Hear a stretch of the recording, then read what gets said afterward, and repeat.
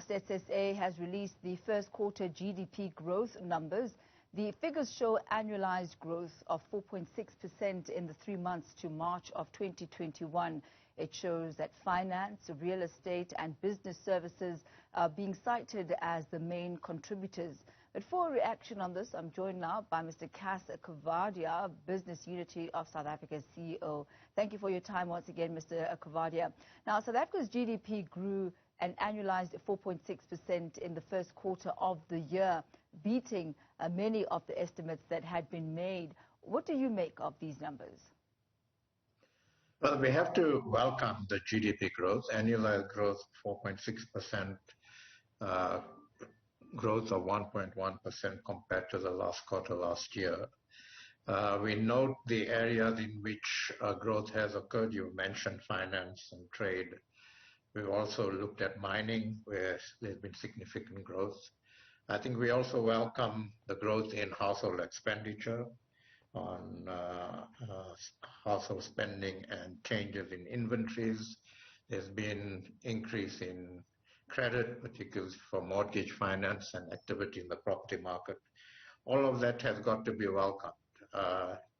But we must also note that the Statistician General has said that the economy is still below what it was in quarter one 2020. And in fact, it's the same size as it was in quarter one 2016. So essentially, we haven't grown in 5 years, and the trend is not a very good one. So what we need to do is we need to ensure that we continue to work together under the leadership of government, because I think a lot of this lies with government, to create an environment for investment and growth, to make it easier for businesses to actually open and work and prosper in this country, to improve our competitive rankings, to improve our ease of doing business rankings, to begin to implement issues we need to implement to address our energy crisis, to address our water crisis.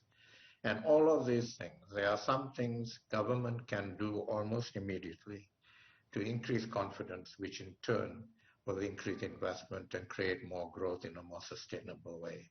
So we welcome this, but we believe that there's a phenomenal amount of work to do. It is not comforting that our economy has not grown for 5 years. And you mentioned a very good point there, that we are actually starting from a very low base, that this is equivalent to quarter one in 2016. So looking at it from that perspective really doesn't bode too well. But several stakeholders, and this includes multilateral institutions like the IMF and economists, have flagged South Africa's slow vaccine rollout as an impediment to growth. What do you think this will mean for GDP growth going forward? Well, undoubtedly, the vaccine rollout is probably the single most critical thing we need to get right in this country. Business have been supporting government considerably for the last few months. We have mobilized capacity to actually administer vaccines. We've now administering about 80,000 odd a day as of yesterday. That have been significant growth from the time we started on the 17th of May. The problem we have at the moment is the supply of vaccines. We are only working with Pfizer vaccines at the moment because the FDA hasn't yet made a call on the J&J vaccines that they were investigating in the US. And as a result of that, as you know, J&J has decided not to release any of the vaccines globally.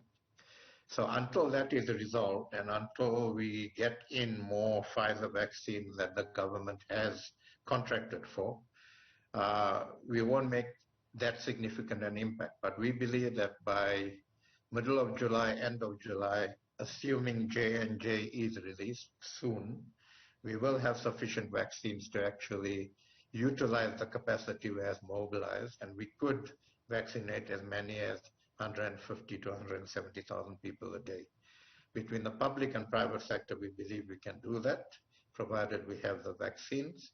And so I think that we need to remain optimistic about this. We must encourage over 60s to register.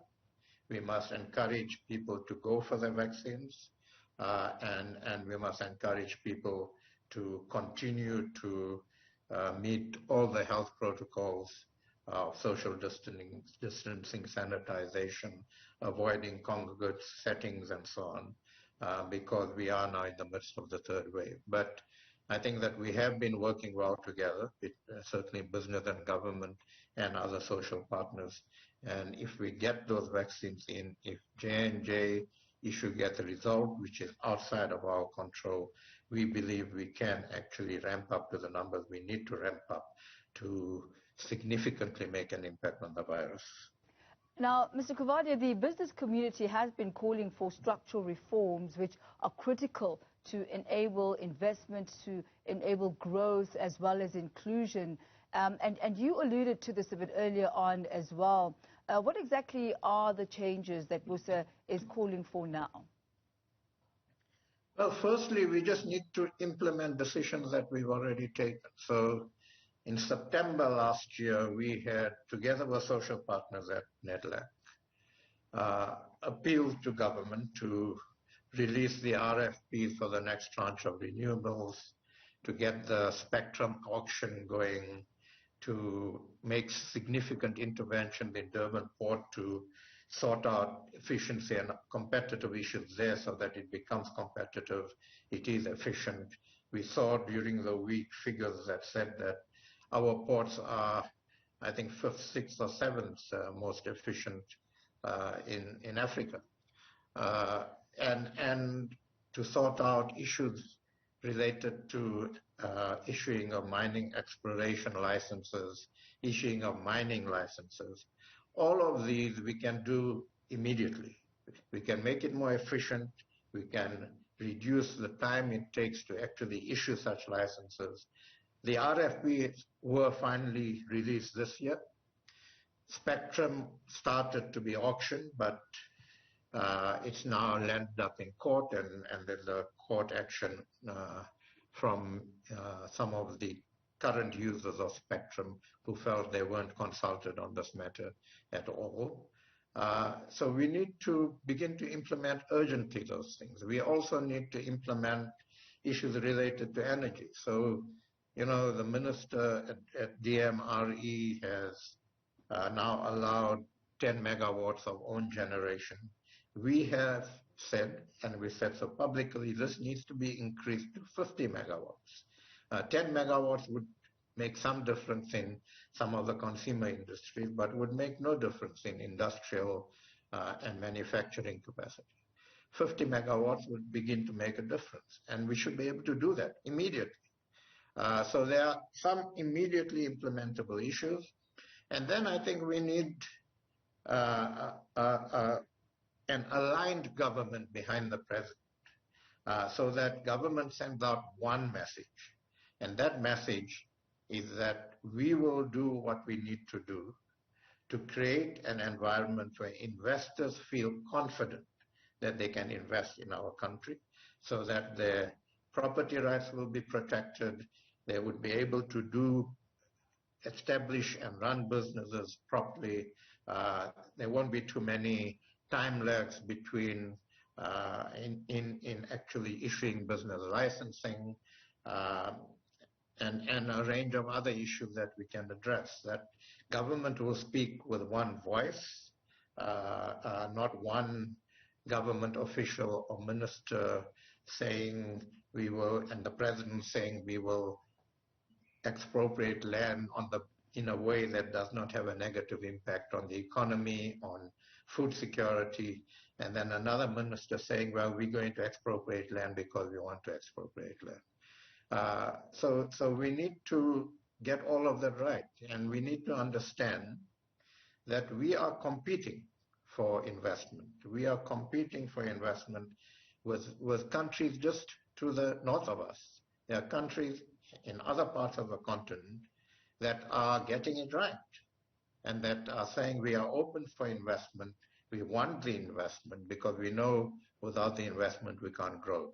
And so it's those sorts of issues that need to be addressed. Mr. Cas Coovadia, thank you very much for your insight as we deliberate on the Q1 GDP figures. That's Mr. Cas Coovadia. He is CEO of Business Unity South Africa.